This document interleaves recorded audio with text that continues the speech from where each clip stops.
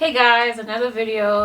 I wanted to share about something that I've been going through, and the title of my video today is Embrace Persistence While Going Through Resistance. See what I did there? So we read in the letters in the New Testament about running a race and how to be, have the endurance to finish well and to finish strong. And obviously anybody who's running is trying to obtain the prize, and that we should continue running this race called life.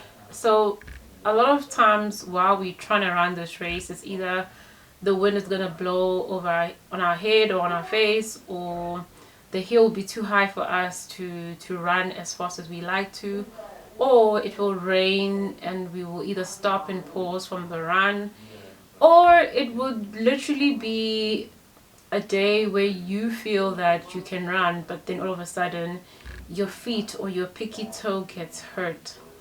And that could come through and be an example of what resistance looks like, right? However, with the run, especially when you have a goal and a price in mind, you do not allow any of those elements to affect you.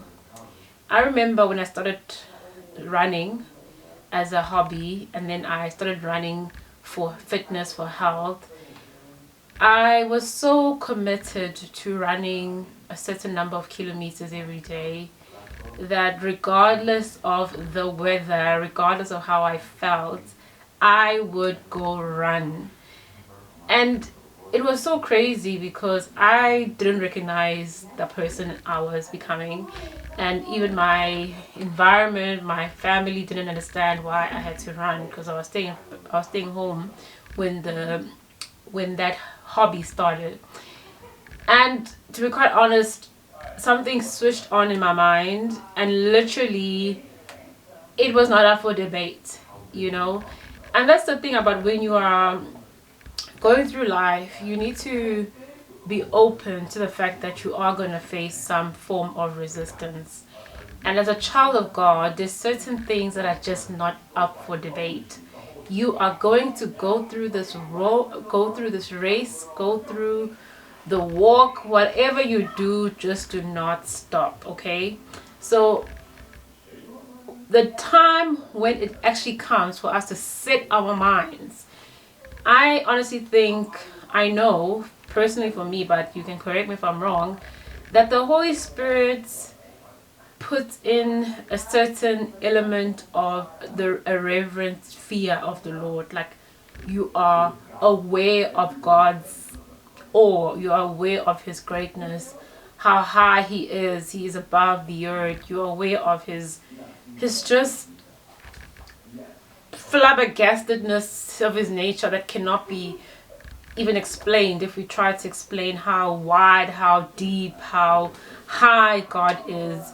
Once you put God in your life once you see God from that perspective in your life, you then realize that, listen, I can do all things through Christ who strengthens me. And I remember when I was running, I used to say, I can do all things through Christ who strengthens me, through Christ who gives me strength. And it used to be a small whisper when I felt like stopping, when I felt like walking, because I not only had a run to finish, but I had a pace that I wanted. I had a goal of the kilometers that I wanted. I had a feeling that I had envisioned of me for completing this race. And that is also the same thing we need to have regarding our lives here on earth. As we graduate to heaven, while we're living on earth, we need to set our minds in a way that we are not moved by the elements of this world.